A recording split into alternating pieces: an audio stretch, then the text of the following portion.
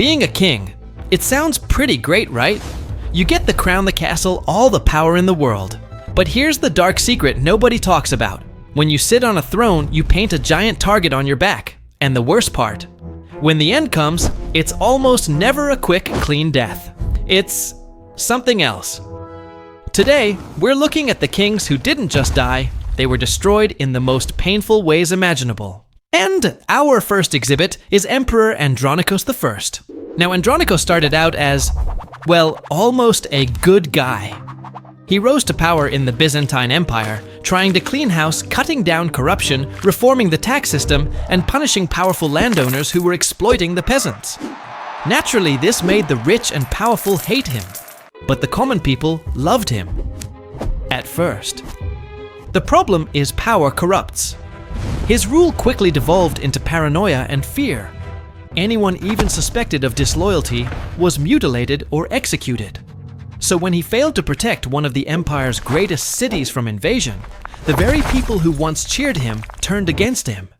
He was captured trying to escape, and the enraged public decided to give him an agonizingly slow farewell. This wasn't an execution. It was a 3-day festival of torture live in the streets. They started by tearing out his hair and smashing out his teeth. Then they cut off his right hand. Someone even boiled water and poured it directly onto his face. And through all of this, he was still alive, still conscious. But that wasn't even the grand finale. For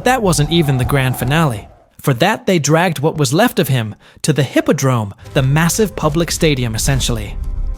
In front of the roaring crowd, they hung him upside down by his feet, suspended between 2 pillars. He was completely exposed. This is when the Latin soldiers, seeing the spectacle, decided to join the fun. They started using him for target practice, taking turns stabbing him over and over. He was literally ripped apart in front of thousands. And here is the most chilling detail historical accounts claim. He remained conscious through much of this entire 3-day ordeal. After he finally mercifully died, his body wasn't even cut down. His remains were just left there exposed and unburied for years. A rotting trophy of just how fast the mob can turn on a king. But if you think being tortured by your own people is bad, let's talk about what happens when you're captured by the enemy. Let's meet Emperor Valerian. This man holds a very unfortunate record. He was the very first Roman emperor to ever be captured in battle. And trust me, what happened after he was captured is where this story takes a truly dark turn. So picture this, it's the crisis of the 3rd century. The Roman Empire is, to put it lightly, falling apart. Valerian is trying to hold the eastern border against the Sassanid Persians, led by the infamous King Shapur I. But here's the problem. Just as he's focused on the Persians, the Goths decide to invade from another direction in modern-day Turkey. Valerian has to move his army to deal with them. And that's when the real disaster hits. A plague breaks out among his troops. It rips through his legions, killing a huge number of his soldiers and leaving his military critically weakened. King Shapur, seeing this perfect opportunity, sweeps in, besieges the city, and just captures him. The Emperor of Rome. Turned into a common slave. But King Shapur wasn't just going to make him do hard labor, he wanted to humiliate him. And Shapur came up with a creative daily degradation. Every single time Shapur wanted to mount his horse, he'd force Valerian, the Emperor of Rome, to get on his hands and knees. He used him as a human step stool, placing his foot directly on the emperor's back to climb into the saddle. This went on for years, but the humiliation didn't end there. When Valerian finally grew old and weak, he tried to offer Shapur a massive ransom for his freedom. Shapur, insulted by the offer, decided to make a final statement. One story alleges that Shapur forced Valerian to drink the ransom. He made the emperor swallow molten gold, forcing him to ingest the very thing he trusted to save him. But even that death wasn't twisted enough for Shapur. After Valerian died, he had the emperor's body flayed. He had the skin stuffed with straw dyed red, and then hung it up as a permanent trophy in a Persian temple. He literally turned the Emperor of Rome into a taxidermied scarecrow. But the brutality of the ancient and medieval world wasn't just reserved for kings. Let's talk about Mary, Queen of Scots. Her story is a complete political soap opera. She's the Queen of Scotland, but her life implodes when her second husband is murdered, and rumors start spreading that she was in on it. She's forced to give up her throne to her infant son and is thrown in jail. But Mary isn't one to give up. She stages a dramatic escape and tries to raise an army. She fails. Defeated and desperate, she flees to England, seeking protection from her cousin, Queen Elizabeth I. This was a fatal mistake. Instead of protecting her, Elizabeth, fearing Mary's claim to the English throne, places her under house arrest for 19 years. This is where the spy thriller element kicks in. Mary's name keeps getting linked to Catholic plots to replace Elizabeth. Elizabeth's spies intercept all of Mary's letters, and finally they hit the jackpot. They decode a communication showing Mary had explicitly agreed to a plot to assassinate Queen Elizabeth. That was all they needed. Mary was put on trial, found guilty of treason, and sentenced to death. On the day of the execution, they set up the scaffold in the Great Hall, covering the entire thing in black cloth. Mary was blindfolded. She knelt down, placed her head on the block, and prepared for the end. But a clean, quick end is not what she got. The executioner swung the axe, and he missed. The first blow didn't hit her neck. It slammed into the back of her head. She reportedly let out a sound. He had to swing again. The second blow was closer, but it still wasn't a clean cut. A single tendon was apparently still attached, connecting her head to her body. Finally, the executioner had to abandon the clean stroke and just hack through what was left with the axe. But the humiliation wasn't over. When he finally lifted her head to show the silent crowd, her famous red wig slipped off. Underneath her real hair was short and gray. A truly gruesome end for a queen. But as agonizing as that was, at least her suffering was relatively quick. What about a death where the real torture happens before the execution even begins? A death where you are forced to watch your entire world burn to the ground first. Let's go to the 13th century Baghdad and meet al-Mustasim, the last Abbasid caliph. This man made one of the most fatal miscalculations in human history. He underestimated the Mongols. While they were advancing across the Middle East, he basically ignored them, not even bothering to recruit more soldiers. He was wrong. The Mongols surrounded Baghdad, shattered its defenses, and the city surrendered. What followed was not an occupation. It was a solid week of systematic destruction.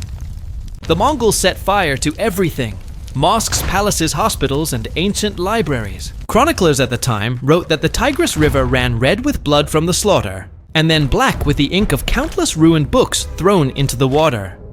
Tens, perhaps hundreds of thousands were killed. And the Mongols made al-Mustasim watch. They forced him to witness the ruin of his capital and the death of his people. Only after he had endured this ultimate psychological torture did they decide to kill him. But the Mongols had a very specific custom. They believed it was bad luck to spill royal blood onto the earth. So they got creative. They took al-Mustasim, rolled him up tightly in a heavy rug, and then had their horses trample him to death. He was crushed inside the carpet, dying in darkness, his blood never touching the ground. A death based on superstition. But what about a death caused by a bizarre medical accident? Let's meet King Charles II of Navarre, also known as Charles the Bad. By 1387, he was old and failing health, and his limbs were becoming paralyzed. His physician ordered a very strange last-ditch treatment.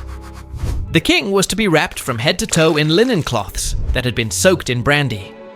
He was sewn into this boozy cocoon, unable to move with only his head exposed.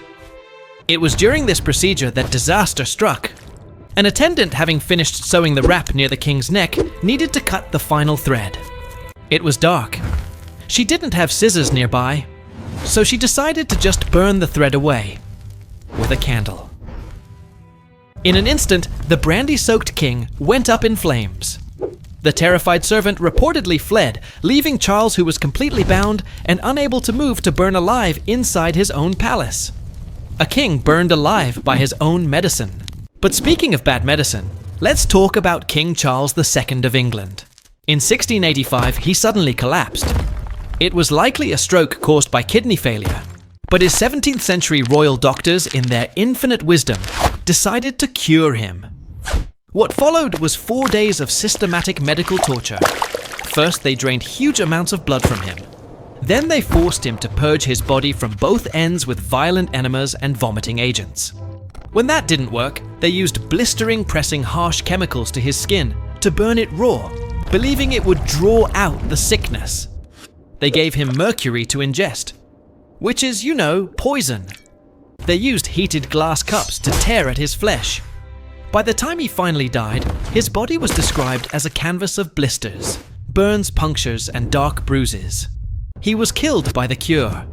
But even that might not be the most humiliating way to go.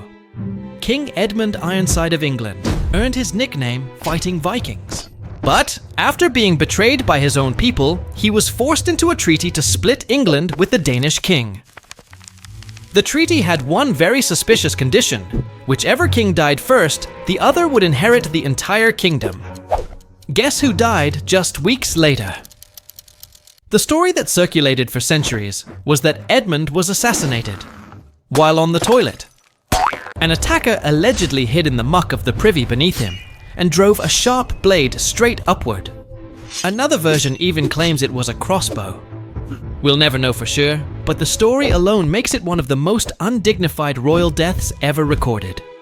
But not all kings are killed by their enemies.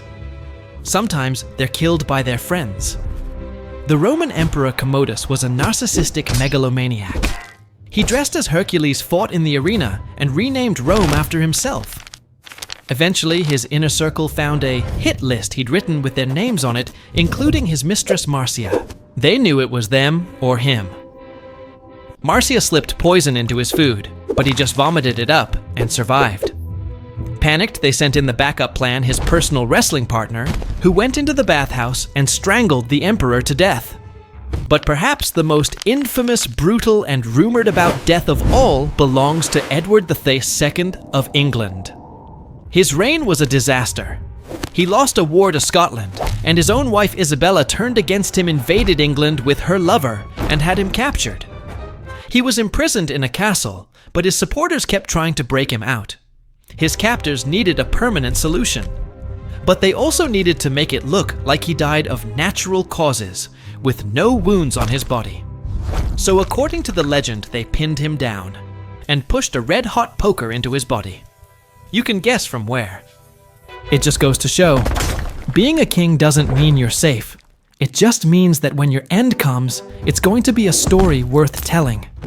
Power doesn't just attract wealth. It attracts violence, betrayal, and some of the most horribly creative deaths in history.